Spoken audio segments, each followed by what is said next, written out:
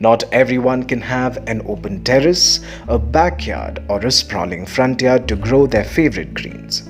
A lot of millennials like me reside in apartment complexes with just a balcony or a windowsill. And for that reason, most of us resort to indoor gardening. Some of us do it as a fad, and some genuinely are keen gardeners with space constraint.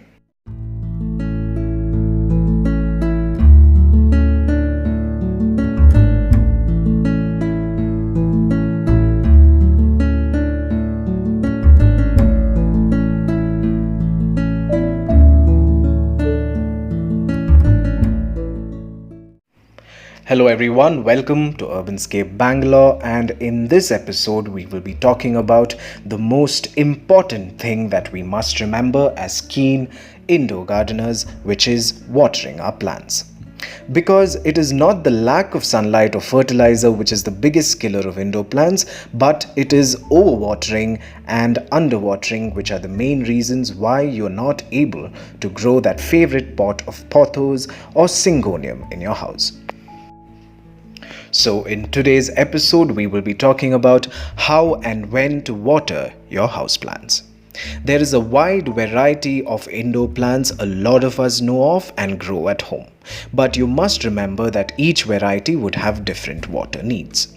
I can't really talk about the plethora of indoor plants and its water needs, but just as an example, I would like to say that the syngonium's water needs during summer especially are more than perhaps the zizi or the snake plant, which prefers the drier side.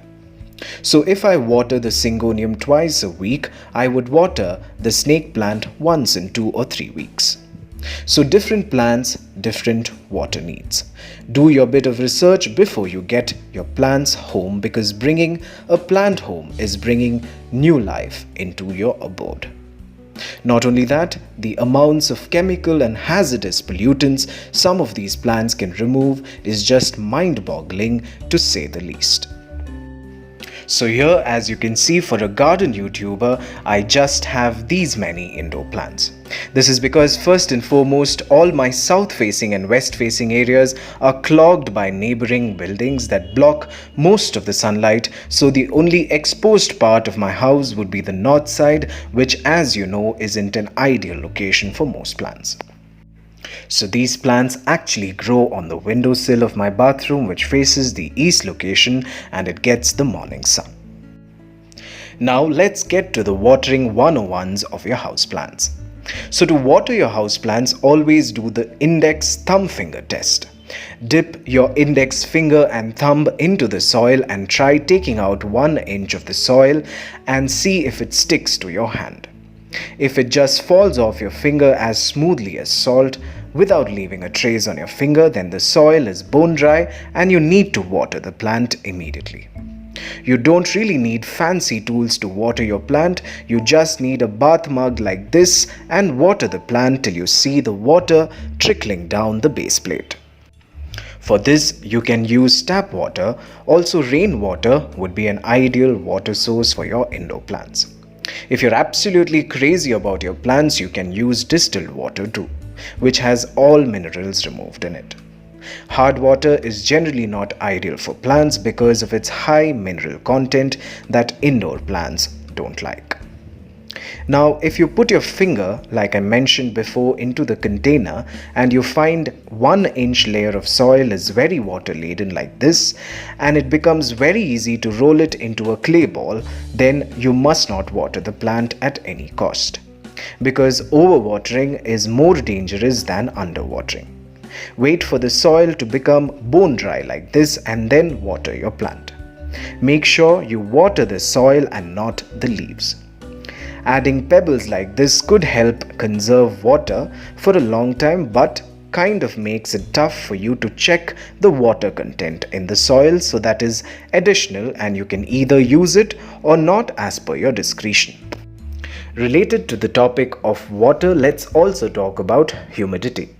So indoor plants, like you know, require a humid climate to thrive, which ideally must be in the range of 40 to 60% or above. But on an average, humidity at homes will be below 30%.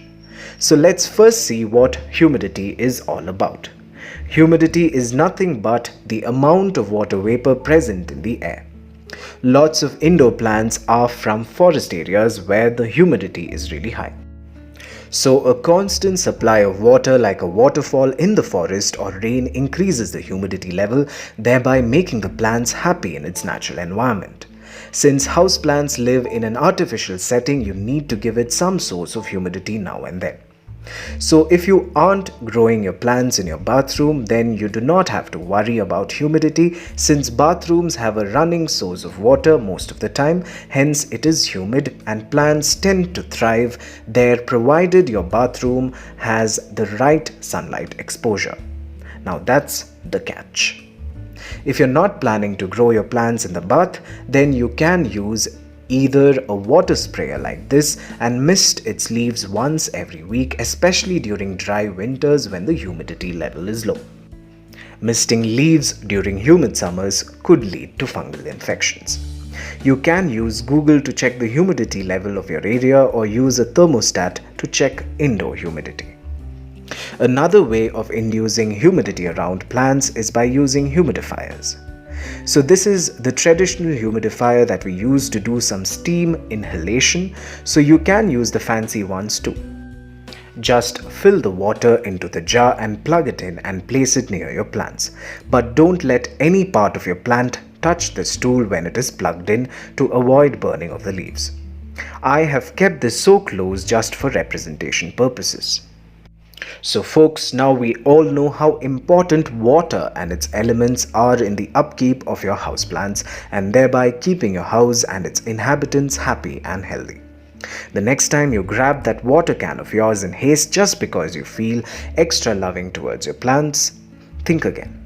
You're killing it with love and there is nothing more worse than that. So with this, we have come to the end of this episode. I hope you found this video helpful. If you did, then please like, share and subscribe to my channel. Also follow me on Facebook and Instagram for more updates. The links are given below. Thank you for watching Urbanscape Bangalore, and until we meet again, goodbye.